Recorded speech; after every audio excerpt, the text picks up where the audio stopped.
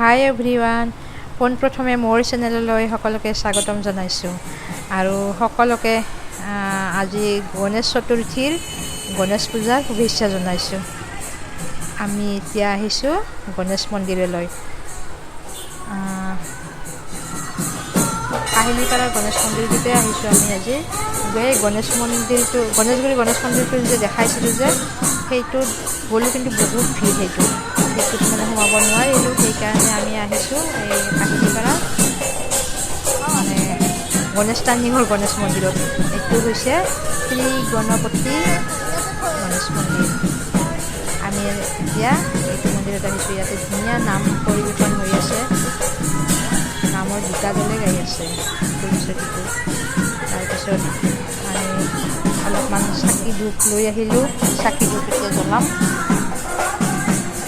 আৰু ইয়াৰ পৰা আমি যাম লাল গণেশৰ ফালে যাম। সেইফালে তাতে বহুতকেইখন মানে গণেশ পূজা হয় আৰু এতিয়া গণেশ পূজা আহিল মানে আৰু পূজা লাগিয়ে গ'ল ন। এতিয়া আৰু গণেশ পূজাৰ পিছতে আহিব বিশ্বকৰ্মা পূজা, তাৰপিছত আহিব দুৰ্গা পূজা। মানে আৰু এতিয়া দিনকেইটা আৰু ভাল লাগি যায় ন। এনেকৈ তাৰপিছত এটা পূজা আহিয়ে থাকিব আৰু পূজাৰ দিনকেইটা ভাল লাগে। অলপমান ঠাণ্ডা হ'লে বেছি ভাল লাগে। সেইকাৰণে চাগে পূজা গৰম থাকিব চাগে। এতিয়া আমি চাকি ধূপ জ্বলাই লওঁ, চাকি ধূপ দিব লাগিব সেইফালে। আৰু আজি আমি মানে ৰাতিপুৱাই এনেই আমি প্ৰতি বছৰ আমি গণেশ পূজাত ৰাতিপুৱাই আহোঁ মানে এইটো মন্দিৰত আহি কিনে চাকি বন্তি জ্বলাওঁ, কিন্তু আজি ৰাতিপুৱা আহিব নোৱাৰিলোঁ। সেয়ে আজি গধূলি আহিছোঁ। এতিয়া আমি এয়া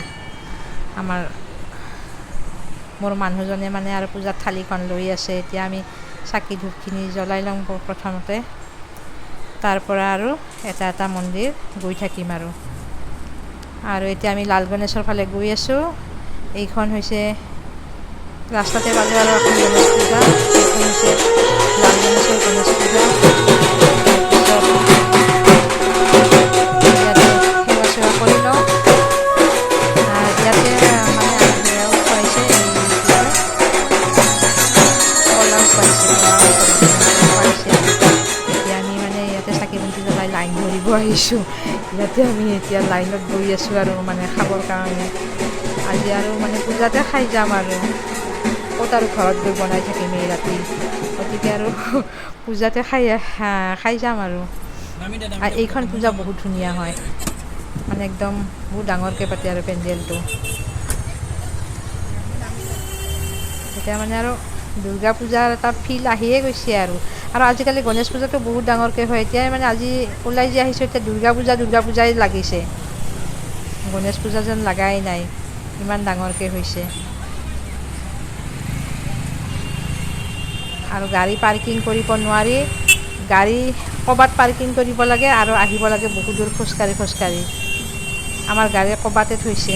এতিয়া আমি মানে দূৰৰ পৰা খোজকাঢ়ি মানে মইতো নামি দিলোঁ, বাকীকেইটাই নামিব নোৱাৰিলে আৰু এতিয়া মই সিহঁতক ৰৈ দিওঁ আৰু সিহঁতে এতিয়া আহি যাব।